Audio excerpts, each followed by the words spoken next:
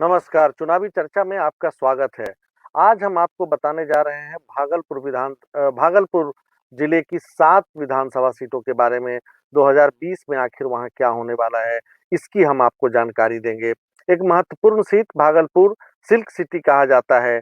यहाँ 7 विधानसभा सीटें हैं।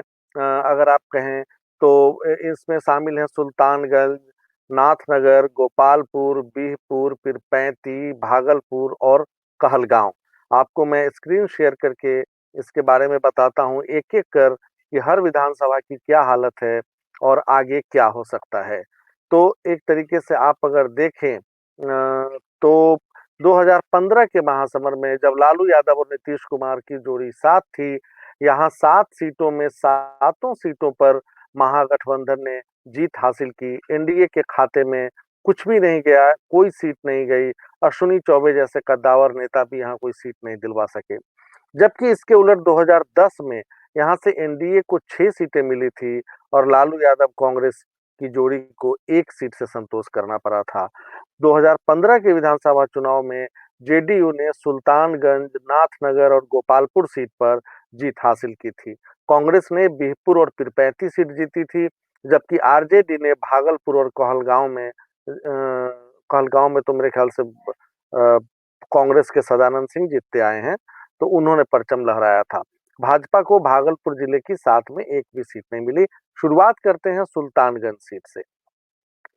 यहाँ 2015 में सुबोध राय जेडीयू के उन्होंने जीत हासिल की, उनको वोट मिले 63,345।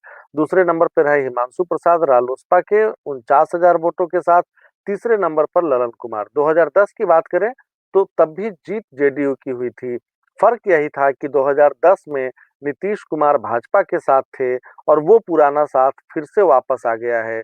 इस मायने में 2010 की तरह ही 2020 का चुनाव होने जा रहा है।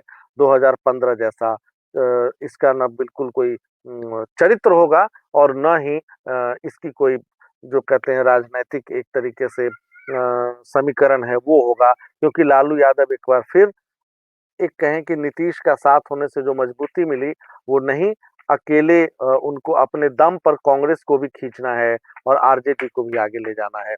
अगर सुल्तानगंज की बात करें तो ये यादव मुस्लिम कुशवाहा बहुल क्षेत्र है। कोयरी सवर्ण अनुसूचित जाति जनजाति की भी अच्छी यहाँ पे तादाद है, संख्या में है। राजनीतिक दृष्टिकोण से इसलिए अहम है क्योंकि केंद्रीय स्वास्थ्य राज्य मंत्री अश्विनी कुमार चौबे इसी क्षेत्र से आते हैं। जिला परिषद अध्यक्ष अनंत कुमार उर्फ टुनटुन शाह, भागलपुर नगर निगम की मेयर मीर सीमा साहा और भागलपुर सेंट्रल कोऑपरेटिव बैंक के अध्यक्ष देवेंद्र प्रसाद भी इसी इलाके से आते हैं। अब इस बार ये देखना है कि ये सीट किसके खाते में जाती है, एनडीए की तरफ से कौन लड़ता है। अब हम दूसरी विधानसभा सीट नाथनगर, इसकी चर्चा करते हैं। ये सीट भी जेडीयू के खाते में गई थी तब। अजय कुमार मंडल जेडीयू के थे, उन्होंने जीत हासिल की थी। इसके अलावा अगर बात करें, दूसरे नंबर पे रहे अमर सिंह कुशवाहा। तो आप एक तरीके से समझ सकते हैं कि इस इलाके में कुशवाहा जो वोट है वो भी काफी है, कम नहीं है। और ये भागलपुर का इलाका, यहाँ पप्पू यादव ने भी दखल देने की कोशिश की है हाल के दिनों में। अब वो कितना सफल हो पाते हैं ये बड़ा कहने की बात होगी कि आगे अब दिखाएगा। इस बार भी जाप अध्यक्ष ने बहुत मेहनत की है, लगभग वो हर क्षेत्र में गए हैं। अब ये देखना है कि उनको इसका नतीजा कुछ हासिल होता है या नहीं। अगर हम बात करें उच्चतर शिक्षण संस्थानों की, तो भागलपुर का यही इलाका है जहाँ कृषि विश्वविद्यालय सबौर है, इंजीनियरिंग कॉलेज है, ट्रिपल आईटी है और अन्य शिक्षण संस्थान है। यहाँ के कतरनी चावल की खुशबू पूरे देश में मशहूर है। जगदीशपुर प्रखंड में कतरनी धान की खेती होती है और ये यहाँ से विदेशों में भी जाता है। और धान के अलावा गेहूं और सब्जी के उत्पादन में भी इस क्षेत्र की पहचान है। लेकिन न अभी आए फार्म बिल से, जो सदन में पारित हुआ, जिसके विरोध में आप पंजाब हरियाणा में किसानों में उबाल देख रहे हैं, और न ही यहाँ एपीएमसी एक्ट जो 2007 में ही नीतीश कुमार ने खत्म कर दिया था, उसके बाद कोई ऐसी व्यवस्था बन पाई जिससे किसानों को उनकी उपज का उचित मूल्य मिल पाए। और ये इस मामले में कहें तो एक बड़ी विफलता सभी सरकारों की रही है। यहाँ भी मुस्लिम गंगौता और यादव बहुल क्षेत्र है। इसके अलावा कुशवाहा, तांती, सवर्ण, वैश्य और अनुसूचित जाति के लोग भी आपको यहाँ अच्छी खासी संख्या में दिख जाएंगे। अब हम चलते हैं अगली सीट की तरफ। गोपालपुर आपको विधानसभा क्षेत्र के बारे में बताते हैं। यहाँ से जेडीयू के नरेंद्र कुमार नीरज, उन्होंने 2015 में फतह हासिल की। 57,000 वोट मिले। दूसरे स्थान पर अनिल कुमार यादव रहे और तीसरे नंबर पर एक निर्दलीय थे। एक बार फिर अगर हम 2010 की बात करें तो यहाँ से नरेंद्र कुमार नीरज, उन्होंने जीत हासिल की थी और वो जेडीयू के टिकट पे। तो 2010 और 15 में कितना फर्क दिखाई देता है वो आपको यहाँ पता चल जाएगा। अगर हम इस विधानसभा क्षेत्र की बात करें तो 4 प्रखंड हैं। नवगछिया इसी में आता है। इस्माइलपुर, रंगरा और गोपालपुर। 36 पंचायत हैं, लेकिन अधिकांश पंचायत पिछड़ेपन की शिकार हैं। कटाव एक बड़ी समस्या है। लगभग 20 पंचायत यहाँ कटाव की चपेट में है। गंगा नदी यहाँ कोहराम मचाती है। कमला कुंड, मदरौनी जैसे गांव कोसी में विलीन हो गए हैं। तो कोसी और गंगा दोनों भागलपुर में कटाव से किसानों को परेशान करते आए हैं। और ये कहानी अभी की नहीं है, दशकों पुरानी है। एक बड़ा इलाका दियारा क्षेत्र का है, जहां सड़क और बिजली की कमी आज भी महसूस की जाती है। अभी भी नवगछिया से इस्माइलपुर के लिए अच्छी सड़क नहीं है और कई जगह मतलब नगरा जाने वाली सड़क सालों से अधूरी है। नीतीश कुमार के लिए यहाँ एक बड़ी चुनौती है कि विकास को इस इलाके में पहुंचाएं। इस दियारा क्षेत्र में मुख्य फसल जो है वो केला और मकई है। हालांकि इसके आधार पर जो प्रसंस्करण उद्योग लगाने की घोषणा होती रही है, कई बार हुई, इसको अमली जामा नहीं पहनाया गया। तो ये एक ऐसे ये मुद्दे हैं जो जमीनी स्तर पर, चाहे वो एनडीए की हवा क्यों ना हो, चाहे नीतीश कुमार हाल की घोषणाओं से खुद को आगे क्यों न रख रहे हो, जीतना यहाँ बहुत मुश्किल होगा। फाइट बहुत टफ होगा। अब हम आगे बढ़ते हैं और आपको लिए चलते हैं बिहपुर विधानसभा की तरफ। बिहपुर के बारे में आप हमारे स्क्रीन पे भी देख सकते हैं। इसके बारे में कुछ डिटेल हम आपको बता रहे हैं और मैं फिर एक बार स्क्रीन शेयर करके आपको बिहपुर विधानसभा के बारे में जानकारी दूंगा। यहाँ आरजेडी की वर्षा रानी ने जीत हासिल की थी। लगभग 48% वोट मिले थे और कुमार शैलेंद्र बीजेपी के, इन्होंने 56,000 वोट पाए, दूसरे नंबर पर रहे। 2010 की कहानी बिल्कुल फिर अलग। कुमार शैलेंद्र बीजेपी के, उन्होंने जीत हासिल की। बिहपुर एक तरीके से कहें तो आश्रम जो है यहाँ का स्वतंत्रता आंदोलन का केंद्र रहा है, स्वराज आश्रम। डॉक्टर राजेंद्र प्रसाद सिंह सहित कई सेनानियों के नेतृत्व में यहाँ के लोगों ने आजादी की लड़ाई में बढ़ चढ़ कर हिस्सा लिया और यहाँ लाठीचार्ज की भी घटना हुई थी।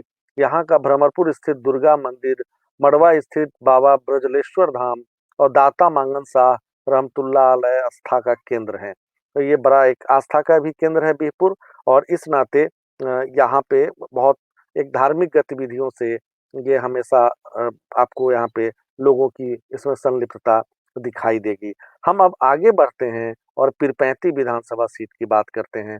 जैसा कि हमने पहले आपको भी बताया था कि कैसे समस्तीपुर की विधानसभा सीट हो या फिर दरभंगा का इलाका हो या फिर सिवान का इलाका हो, कोई ना कोई ऐसा इलाका जरूर मिलता है किसी न किसी जिले में कि कोई विधानसभा जहां कोई ना कोई कम्युनिस्ट या वामपंथी इतिहास एक खंडहर के तौर पे आपको मौजूद दिखता है। यही बात यहाँ लागू होती है पीरपैंती में। कैसे, आपको बताते हैं। फिलहाल 2015 का गणित रामविलास पासवान, आप उनसे कंफ्यूज मत करिए, जो केंद्रीय मंत्री हैं, एक स्थानीय नेता आरजेडी के, उन्होंने जीत हासिल की। 80,000 वोट पाए। दूसरे नंबर पर ललन कुमार और जैसी मैंने अभी चर्चा की, तीसरे नंबर पर Hira Lal Paswan, Communist Party of India यानी भारतीय कम्युनिस्ट पार्टी के। ये सीट इस मामले में ऐतिहासिक, 2010 में पहली बार इस सीट पर बीजेपी के अमन कुमार जीते थे। मतलब भगवा लहर पहली बार यहाँ 2010 में दिखाई दिया। ये इलाका गन्ना उत्पादन के लिए मशहूर है और सबसे अधिक गन्ने की खेती जिले में यहीं होती है। इसके अलावा आम, मकई, मिर्च का भी उत्पादन यहाँ पर होता है। अगर धार्मिक स्थलों की बात करें तो बटेश्वर स्थान, योगीवीर पहाड़ी के अलावा दाता साहब पीर मजार पर भी लोग भारी संख्या में यहाँ पहुंचते हैं। यहाँ अनुसूचित जाति जनजाति बहुल क्षेत्र है। एक आप कहें कि बिहार का अभी तक हमने जिन विधानसभा क्षेत्रों की चर्चा की, शायद पहली बार आप पाएंगे कि यहाँ अनुसूचित जनजाति के भी मतदाता हैं। ये झारखंड से सटा हुआ भी है और लेकिन यादव और मुस्लिम मतदाता निर्णायक भूमिका में हैं। लगभग 10% मुस्लिम और 10% यादव, यानी 20%। 5% यहाँ पे वैश्य मतदाता हैं, 10% कुर्मी, कोयरी, धानुक भी हैं। धानुक, कुर्मी, कोयरी एक साथ वोट करते आए हैं। सवर्ण मतदाता भी 10% हैं और अन्य जातियों के 30% मतदाता हैं। इसको सीपीआई का गढ़ माना जाता था, लेकिन 2005 के चुनाव के बाद ये जो वामपंथ का किला है वो ढहता चला गया। एक तरीके से इस क्षेत्र की चर्चा अंबिका प्रसाद के बिना अधूरी मानी जाएगी, जिन्होंने 49 साल तक इस विधानसभा क्षेत्र की राजनीति को अपनी उंगली पर नचाया। वो 6 बार इस क्षेत्र से निर्वाचित हुए और 6 बार दूसरे स्थान पर रहे। 2005 के अक्टूबर के चुनाव में तीसरे स्थान पर आने के बाद यहाँ से पार्टी का जनाधार सिमटता चला गया। ये कहानी है। अब हम आपको कहलगांव की कहानी बताते हैं, और कहलगांव की जब चर्चा होगी तो सदानंद सिंह की चर्चा होगी।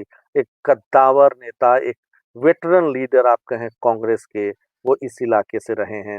और जैसा कि मैंने पहले ही बताया था, 2015 में सदानंद सिंह कांग्रेस के 36% वोटों के साथ उन्होंने जीत हासिल की। लोजपा के नीरज कुमार मंडल को हराया और एक तरीके से आप निर्दलीय पे तीसरे स्थान पे रहे एक पवन कुमार यादव। और सदानंद सिंह इस बार भी 9वीं बार विधायक हैं कांग्रेस के, लेकिन इस बार उनके लिए जीत हासिल करना बड़ा मुश्किल होगा, क्योंकि कांग्रेस आरजेडी के साथ चुनाव लड़ रही है। पिछली बार लालू और नीतीश साथ थे, जिसका फायदा उनको मिला था, वो फायदा इस बार मिलता हुआ नहीं दिखेगा। एक मोदी लहर के उसमें इनको गुजरना पड़ेगा, और नीतीश कुमार की जो स्थानीय लोकप्रियता है उससे भी सदानंद सिंह को जूझना पड़ेगा। इस नाते ये सीट बहुत ही आसान नहीं, और हो सकता है कि उनको संघर्ष भी करना पड़े। अब हम आगे बढ़ते हैं। भागलपुर सीट। भागलपुर सीट अगर इसकी चर्चा करें हम, जैसा कि हम आपको स्क्रीन पे नीचे टिकर पे बताते जा रहे हैं, फिलहाल तो अजीत शर्मा कांग्रेस के वो यहाँ से जीते हुए हैं, मौजूदा विधायक हैं। क्योंकि फिर एक बार लालू के साथ, जैसे मैंने पहले भी कहा, 2015 में उनको लालू के सारे वोट ट्रांसफर हुए, और 2010 में भी हालांकि वो दूसरे नंबर पे रहे थे। उन्होंने अश्विनी चौबे के बेटे अरिजीत शाश्वत इनको हराया था। और एक बार आपको बता दूं कि 2015 के बाद जो यहाँ का गणित है वो बहुत बदल चुका है। वो इस मायने में बदल चुका है क्योंकि अरिजीत जो शाश्वत हैं, 2015 के बाद आपको ध्यान होगा 2017-2018 में रामनवमी के जुलूस के दौरान ये काफी इनकी चर्चा हुई। ये गायब हुए, पुलिस ढूंढती रही, फिर इनको पटना से अरेस्ट किया गया। वो बहुत ही ड्रामेटिक इवेंट था, और एक तरीके से अरिजीत शाश्वत ने अपने आप को कट्टर हिंदुत्व का चेहरा बनाकर पेश किया, और उस बदौलत और उस चेहरे की आड़ में कहें, या उस चेहरे के साथ वो पहली बार इस बार विधानसभा का चुनाव यहाँ से लड़ेंगे। और इसलिए बड़ा ही एक दिलचस्प मुकाबला होगा। फायर ब्रांड नेता के फायर ब्रांड बेटे की लड़ाई होगी वहां पर आरजेडी और कांग्रेस गठबंधन से। तो ये रहा भागलपुर की 7 विधानसभा सीटों का हाल।